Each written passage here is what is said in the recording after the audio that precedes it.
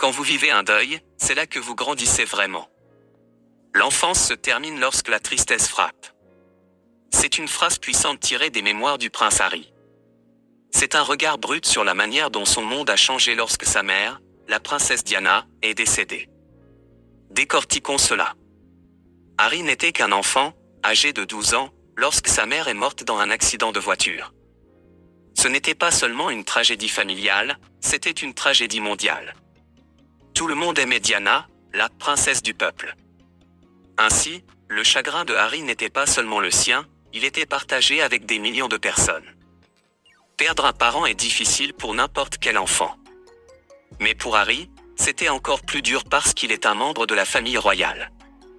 La famille royale est connue pour être dure et pour respecter les règles, même quand les choses vont vraiment mal. Cela signifiait que Harry devait cacher sa tristesse et agir comme si tout allait bien, même si ce n'était pas le cas. C'est beaucoup demander à quelqu'un, encore plus à un enfant. Dans ses mémoires, Harry parle de marcher derrière le cercueil de sa mère lors de ses funérailles, un moment qui a été diffusé à la télévision dans le monde entier.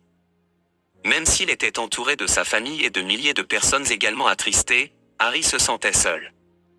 Son père, le prince Charles, n'était pas vraiment là pour lui sur le plan émotionnel. Et les choses ont empiré lorsqu'Harry a commencé à penser que son père pourrait avoir quelque chose à voir avec la mort de sa mère. Ce sentiment s'est renforcé lorsque Charles a présenté Harry et son frère à sa nouvelle amie, Camilla. Tout cela a fait grandir Harry très vite. Les choses effrayantes de son enfance n'étaient plus des monstres imaginaires, mais des tragédies de la vie réelle. Son enfance heureuse et insouciante a été remplacée par la tristesse et la perte. La bulle sécurisante de l'enfance avait disparu, et Harry a dû faire face aux dures réalités de l'âge adulte. Alors, quand Harry dit « l'enfance se termine lorsque la tristesse frappe », il parle de sa propre expérience de grandir trop vite à cause de la mort de sa mère. C'est un rappel que l'enfance ne concerne pas seulement l'âge que l'on a, mais aussi ce que l'on a vécu. Et parfois, la tristesse peut vous faire grandir avant que vous ne soyez prêt. Même les personnes célèbres peuvent se sentir seules. Même lorsque des millions de regards sont posés sur vous, vous pouvez vous sentir seul. C'est un sentiment puissant qui résume la vie du prince Harry en tant que membre de la famille royale, comme il l'a partagé de ses propres mots. C'est une étrange contradiction, n'est-ce pas? Être observé par le monde entier, mais se sentir comme si personne ne vous voyait vraiment. La vie de Harry a été des montagnes russes.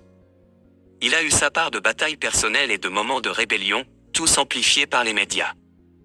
Ses résultats scolaires en ont pâti parce qu'il faisait face au deuil et à d'autres pensées difficiles. Il a acquis une réputation de fauteur de troubles. Il a même expérimenté des substances qui perturbent l'esprit et s'est retrouvé dans de beaux draps plus d'une fois. Les médias adoraient ça. Ils étaient toujours prêts à sauter sur une histoire croustillante.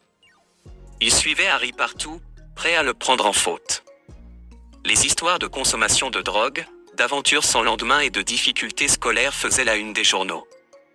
Certaines de ces histoires contenaient un fond de vérité, mais elles étaient souvent exagérées. D'autres étaient purement inventées. Toute cette attention et la pression d'être un membre de la famille royale rendaient Harry solitaire. Il était né le rechange de son frère aîné William, héritier. Cela signifie essentiellement que son rôle était secondaire, seulement important si quelque chose arrivait à son frère. Ce genre de hiérarchie familiale lui donnait l'impression de ne pas trouver sa place et de ne pas être valorisé. Sa relation avec son frère était également difficile. Bien sûr, ils avaient les querelles habituelles entre frères, mais ils devaient toujours se comporter d'une certaine manière en public à cause de leur statut royal. Cela rendait leur relation compliquée et il était difficile pour eux de vraiment se connecter. Mais tout n'était pas mauvais.